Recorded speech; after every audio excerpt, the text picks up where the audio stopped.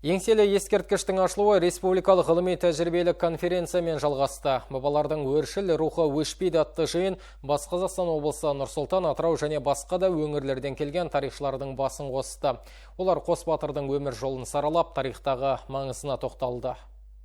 Исатай мен Махамбет азаттық үшін арпалысқан асыл ерлер. Олардың өмір жолы өскелең ұрпаққа үлгі. Осы ретте мінберден сөз алған ғалымдар Қос батырдың тұлғасына тереңінен үңіліп, тарихтың қатпарында қалған кейбір ақтаңдақ беттерді ашуға тырысты. Мәселен, Махамбет Өтемісұлы атындағы Батыс Қазақстан мемлекеттік университетінің ғалымдары Қос батыр басшылық еткен көтерілістің кейбір сәттерін жаңаша баяндады. Ал елордалық тарихшылар Ер Махамбеттің энциклопедиясын жасақтауға кіріскен.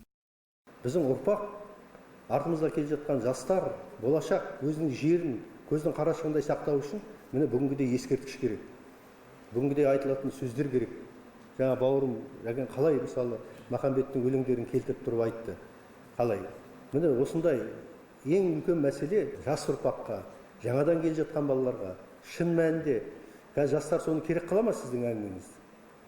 Кітап оқи ма? Сол Махамбеттің жырын жаттай ма? Қазір керемет дәстүр жүріп жатыр. Абайдың өлеңін эстафета қылып бәріміз оқып жатырмыз.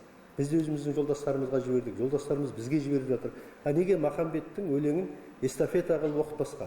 Махамбет батыр ғана емес, ақын, термеші, сазгер, күйші. Ол артында мол әдеби мұра қалдырған жан. Сондықтан тарихи тұлғаның шығармашылығы әлде терең зерттеуді қажет етеді. Махамбеттің өнері дүйім далаға танымал әнші ақындарға даңғыл жол салды дейді Құрманғазы атындағы ұлттық консерваторияның профессоры Карима Сахарбаева. Махамбеттің осы шағыр тіліндегі ұлы өнерінің бірі біз Ғарифолла Құрманғалиев деп ойлаймыз. Ол әуені асқақ, даусы ширақ, диапазоны кең. Домбырада қостау ерекше ырғағымен, асқақтай шүйліккен даусы мен ақын туындыларының бағын ашқан тарланғоз.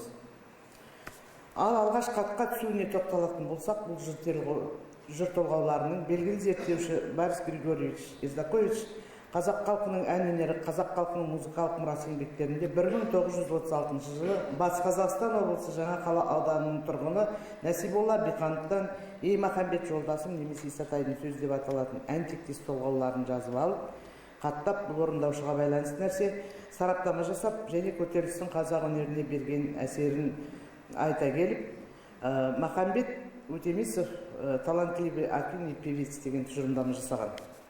Батыр Исатай мен күрескер ақын Махамбеттің қазақ тарихындағы рөлі тәуелсіздік тұрғысынан жаңа көзқараспен зерделеуді керек етеді дейді ғалымдар. Жас ұрпақты отаншылдыққа тәрбиелеуде қос тұлғаның өмірі мен күрескерлік болмысының тағылымы зор. Рауан Дели, Рүстем Ишанов, Алтынбек Қабделов, Ақжайық арнасы.